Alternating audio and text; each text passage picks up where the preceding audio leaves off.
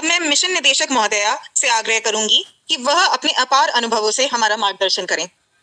Ma'am please.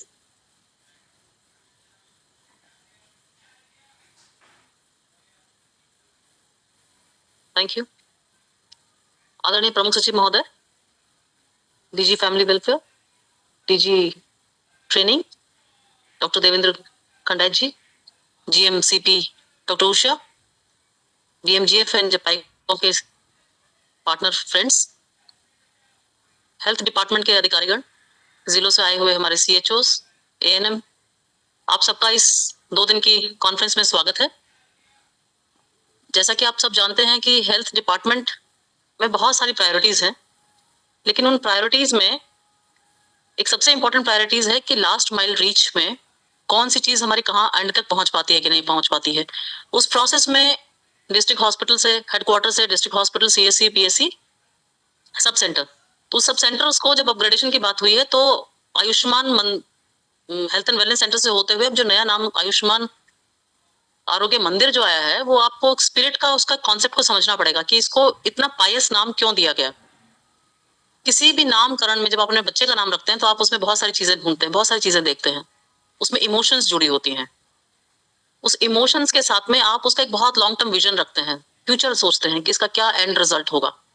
तो इसी तरह से जब आप देख रहे हैं कि आयुष्मान आरोग्य मंदिर, तो डेलिब्रेशंस हुए होंगे, उस डेलिब्रेशंस में से आरोग्य तो डेफिनेटली हेल्थ है, तो आरोग्य की ही हम कामना कर सकते हैं, उसमें मंदिर नाम जोड़ा गया, तो it's like pious. So health को एक पायस फॉर्म में लेते हुए इट हैज बिन इनकॉर्पोरेटेड। उतनी ही पायसिटी के साथ में, उतनी ही निष्ठा के साथ में, उतनी ही प्योरिटी के साथ में हमको हमारी जो एजेंडा है, हमारे जो टारगेट्स हैं, हमारा जो लास्ट माइल तक हेल्थ की जो स्कीम्स हैं, उनकी जो फैसिलिटीज हैं जो सरकार दे रही है, सेंटर से होते हुए जमीन तक जानी है, उनको प्रोवाइड करने के लिए मेहनत हुई है। जैसे डॉक्टर खंडेत ने बताया, अताउर ने आपको पूरा का पूरा एक प्रोसेस देते हुए वे फॉरवर्ड बताया है। सो टेक्निकली सब चीजों से आप ऑलरेडी वाकिफ हैं, उसको बार बार रिपीट करने से कुछ ज्यादा डिफरेंस नहीं आएगा। लेकिन ये सही है कि 2 चीजें इंपॉर्टेंट हैं इस पूरे प्रोसेस में। एक है कि गैप फिलिंग, जो गैप था उसको हम फिल करें, उसको आइडेंटिफाई करें, जिसमें हेल्थ डिपार्टमेंट के साथ में कई सारे पार्टनर्स हैं। 38 पार्टनर्स हैं सर हमारे साथ जो काम कर रहे हैं, एनएचएम के साथ में 38 पार्टनर्स। ये सर सो मैं तो कभी कभी ये कहती हूँ कि सर कान खजूरा सा एक जोक है सर, इफ परमिट करें। एक बार एक रेस लग गई कान खजूरे की, घोड़े की और मुर्गे की।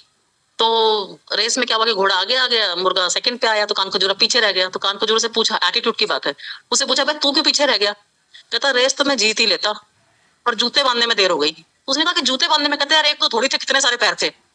तो सर एनएचएम में सर हमारे जो जूते बांधने 38 पार्टनर्स के साथ में, उसमें देर हो जाती है। उसमें जपाएगो और बीएमजीएफ का जपाएगो थोड़ा सा लीड लेगा, तो आज हम इस कॉन्फ्रेंस में खड़े हैं। सब आप याद रखिएगा कि एनएचएम जो है ना, वो पूरा कान खजूरे जैसी स्थिति है मेरी। सो आपने जो मेहनत की है लोगों ने, हमारे खासकर फील्ड के जो हमारे सीएचओस हैं और एएनएम्स हैं, इनका जो आउटकम है वो हमको दिख रहा है। जैसे आपने सारे ग्राफ्स देखे अभी, चाहे वो ई संजीवनी हो, बहुत मुश्किल होता है आईटी इनेबल्ड सर्विसेज को इमीडिएटली अडॉप्ट करना, वो भी उस लेवल पे। आज हम 2nd नंबर पे हैं, तेलंगाना ही हमसे आगे है, और हम थोड़ी सी और मेहनत करेंगे तो तेलंगाना से भी हम आगे जाके will be first in India. So per day का एवरेज हमारा जो है, we are just about to touch Telangana. जैसे ही हमारी फंक्शनैलिटी पे, फर्स्ट थिंग था आइडेंटिफिकेशन ऑफ गैप्स, हम लोगों ने आइडेंटिफाई किए हैं। इस साल की और अगले साल की पीआईपी हमने उसी बेसिस पे बनाई गई है। साथ ही में फंक्शनैलिटी, बचे हुए जो हमारे हेल्थ एंड वेलनेस सेंटर है उसको फंक्शनल करना है, जिसके लिए हम लोग तत्पर हैं। सीएचओस का रिक्रूटमेंट होगा, उनका ट्रेनिंग है, उनकी अटेंडेंस मैनेजमेंट के थ्रू अटेंडेंस है उन लोगों की। उनको कितनी बार हम लोगों ने कोशिश की कि वो सेंटर पे रहें, कितने पत्र भेजे हैं, डीएम्स को कहा है, जहां जहां उनकी दिक्कतें हुई हैं मैंने पर्सनली फोन करके उनके लिए हम लोगों ने कोशिश की है चीज ठीक करने के लिए। हमारे सर बड़े वो रहते हैं कि अब नई रिक्रूटमेंट करनी है, तो सर की प्रायोरिटी में है कि नया रिक्रूटमेंट होना है सीएचओस का।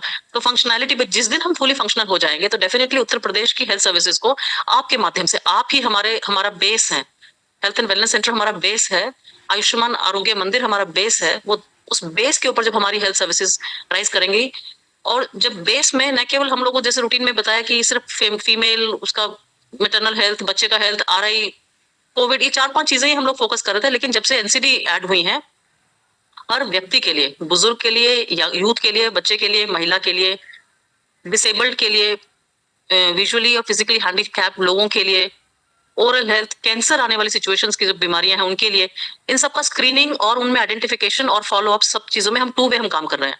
उस 2 वे काम करने में उसका एक इंपॉर्टेंस ये होगी कि अगर हम कहीं ना कहीं अपनी आने वाली प्रोडक्टिव पॉपुलेशन को, एग्जिस्टिंग प्रोडक्टिव पॉपुलेशन को अगर हम हेल्दी, आरोग्य, निरोग्य रख पाए, तो डेफिनेटली एक हेल्दी जो आउट ऑफ पॉकेट एक्सपेंडिचर को रिड्यूस करने का जो कॉन्सेप्ट चला है, उस कॉन्सेप्ट में एक आदमी अगर 100 रुपए कमाता है तो उस 100 रुपए का प्रोडक्टिव इस्तेमाल करेगा, न कि वो जाके अस्पताल में देके आएगा। पीएमजेवाई जैसी स्कीम है जिसने कि बहुत बड़ा रिलीफ दिया है गरीब लोगों को हेल्थ की ट्रीटमेंट के फॉर्म में, उसी को अगर हम सप्लीमेंट करेंगे हमारे आरोग्य मंदिर के साथ में, तो वो जो खर्चा है वो हमारा कम होगा। एक हेल्दी पॉपुलेशन, प्रोडक्टिव पॉपुलेशन जो है वो प्रदेश को, देश को आगे लेके जाती है। तो हेल्थ ही इज वेल्थ जो कॉन्सेप्ट था वो हमारी स्टार्टिंग प्रिवेंशन से होती है। हालांकि प्रिवेंशन से लेके 4 फेजेस तक आप जाते हैं, diagnosis as well as prognosis, and then ultimately you go for to the next stage.